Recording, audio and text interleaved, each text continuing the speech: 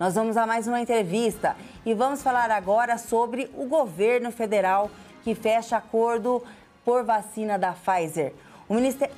O Ministério da Saúde afirma que há mais vacinas compradas do que o número de brasileiros, mas que não é possível contar com 100% das entregas. E sobre esse assunto, vamos conversar agora com Melissa Palmieri. Ela é diretora da Sociedade Brasileira de Imunizações Regionais de São Paulo, especialista em vigilância em saúde e membro da Câmara Técnica de Imunizações do CREMESP. Boa tarde, doutora Melissa, seja bem-vinda ao Jornal da Rede Alesp. Boa tarde, Lilian. Boa tarde a todos que estão nos assistindo. Doutora Melissa, para que o nosso público possa conhecer melhor, como que é feita a vacina da Pfizer, por favor? Essa é uma nova tecnologia. No mundo nós nunca tivemos já estava sendo estudada há 20 anos essa tecnologia e a necessidade da pandemia fez com que fosse agilizado o processo de um estudo mais focado para o vírus do SARS-CoV-2, o causador da Covid-19, e eles, nessa corrida de vacinas, a Pfizer foi a primeira empresa a nos entregar uma vacina que nós chamamos de vacina genética, uma nova plataforma.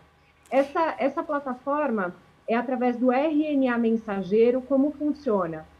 Pega-se a mensagem do RNA, que é o conteúdo genético do vírus, coloca-se um invólucro, ou seja, um envelope de nanopartícula lipídica, injeta no paciente, e aí este conteúdo entra no citoplasma da célula, que se a gente considerar a célula igual a um ovo, seria dentro, nós temos a gema e nós temos a clara. Ele entra nessa parte que seria a clara da célula, rapidamente ele vai ser lido para que a nossa célula construa essa proteína spike, que é a proteína de reconhecimento de entrada do vírus, e rapidamente esse RNA também se desintegra.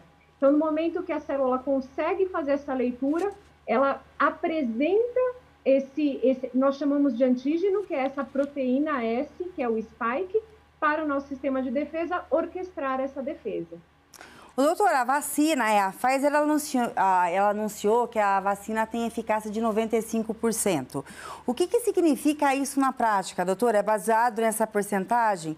É possível a gente dizer que uma vacina ela é mais eficaz que a outra ou não?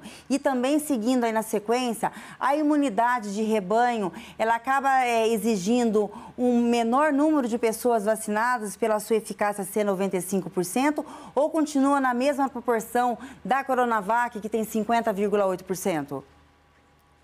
É muito importante, Lilian, que as pessoas entendam que os estudos de aprovação das vacinas não podem ser colocados numa mesma cesta. Então, sim, as vacinas genéticas apresentaram alta eficácia, tanto para desfechos leves, moderados e graves, diferente de plataformas de outras tecnologias conhecidas, como você muito bem colocou, da Coronavac, por exemplo, que é uma plataforma de vacina inativada. Nós temos também a plataforma da vacina da Fiocruz Oxford, que é de vetor viral, que também é uma novidade para nós, que apresentaram eficácia, se fôssemos comparar, um pouco inferior. Mas os desfechos de descrição das pesquisas clínicas também foram diferentes. Um exemplo básico é que a vacina Coronavac inseriu um grupo que estava sobre uma extrema pressão sobre a ocorrência do vírus, que eram os profissionais de saúde, diferente de, por exemplo, um estudo como a Pfizer, que incluiu sujeitos gerais, não eram só profissionais de saúde, era a população em geral. Então, não dá para você ficar fazendo essa comparação como um número simples das eficácias.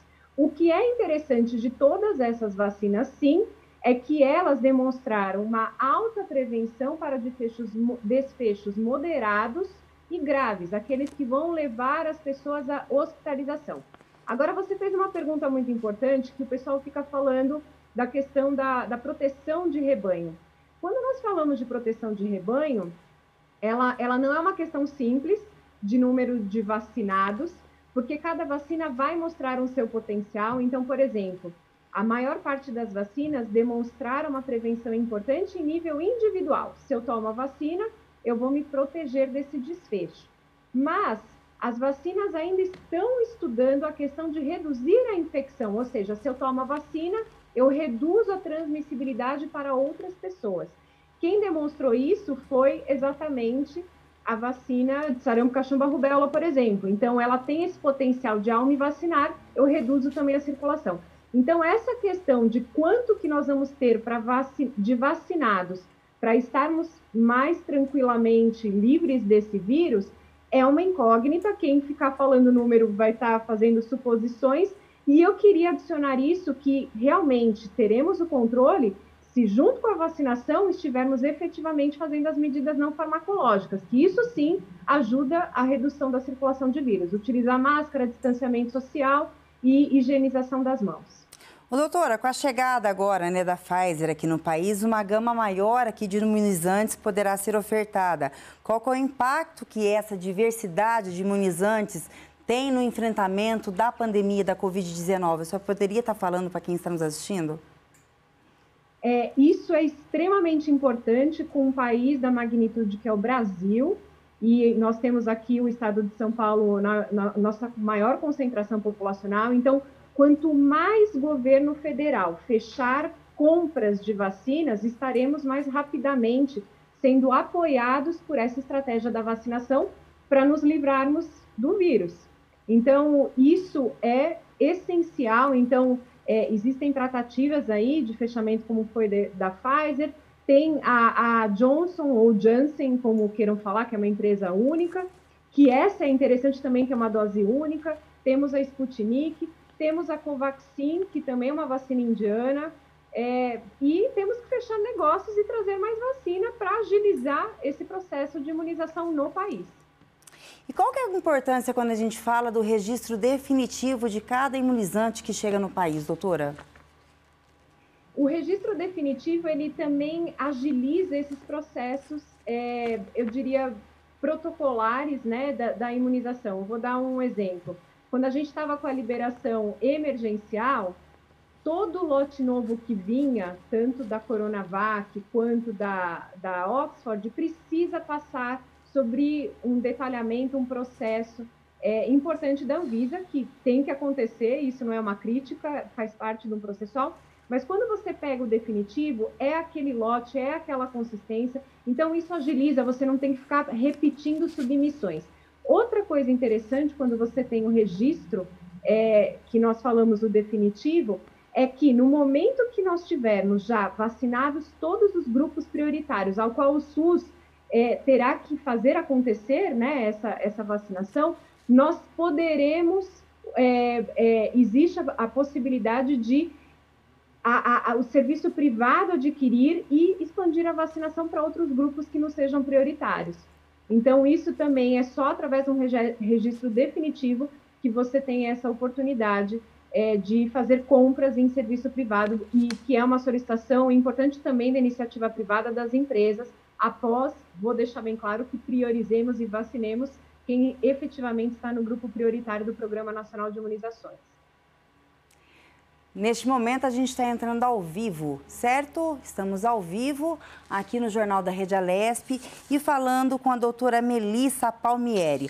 Doutora Melissa, a Pfizer vem com a justificativa uma imunização que já foi comprovada de 95%, ao contrário da Coronavac de 50,8%. E vem aqui também chegando nos estados, no Brasil, tanto no mundo, novas cepas. Quanto maior a imunização de uma vacina, mais protegido você fica das novas cepas, ou isso não leva em consideração o grau de imunização que a vacina pode oferecer para a população? Lili, essa questão é muito importante e por isso que nós fazemos um apelo para a população. As vacinas estudaram aquela cepa inicial que ocasionou a pandemia e agora tem surgido cepas que nós chamamos variantes de preocupação. Variant of Concern, né, que é o VOC. Se você observar muito, a OMS tem falado dessas cepas. A Pfizer tem estudado, assim como outros laboratórios, o grau de efetividade, se existe a possibilidade de anticorpos neutralizantes. Houve um estudo pela Universidade do Texas que analisou 15, a gente fala soro, né, o sangue de pessoas que haviam recebido a vacina da Pfizer e através de terem feito o vírus no laboratório com as mutações que estão sendo observadas da cepa britânica, da P1 brasileira e da sul-africana, que é a B1351, a Pfizer falou que houve sim um percentual de anticorpos neutralizantes. É um número pequeno de análise que nos traz um pouco de respiro, mas ao mesmo tempo eu falo que nós temos que ficar alertas e não dar chance para o vírus, porque o vírus ele quer sobreviver na sociedade.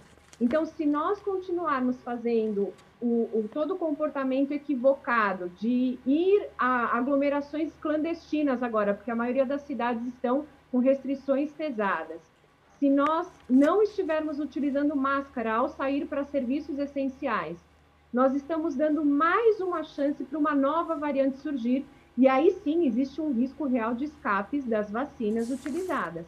Temos, então, uma notícia boa da vacina da Pfizer, mas eu acho que o alerta ele se mantém. Doutora Melissa Palmieri, ela é diretora da Sociedade Brasileira de Imunizações e concedeu agora uma entrevista para a gente falando, né, sobre a nova vacina da Pfizer que está chegando aqui no Brasil. A gente agradece a participação, doutora, e tenha uma boa tarde. Muito obrigada, boa tarde e muita saúde para todos. Se protejam. Se Deus quiser, doutora. Chegando mais um imunizante aqui no Brasil e com isso mais oportunidades para as pessoas se vacinarem e mais esperança que a nossa vida possa aí logo estar retornando de uma maneira mais natural.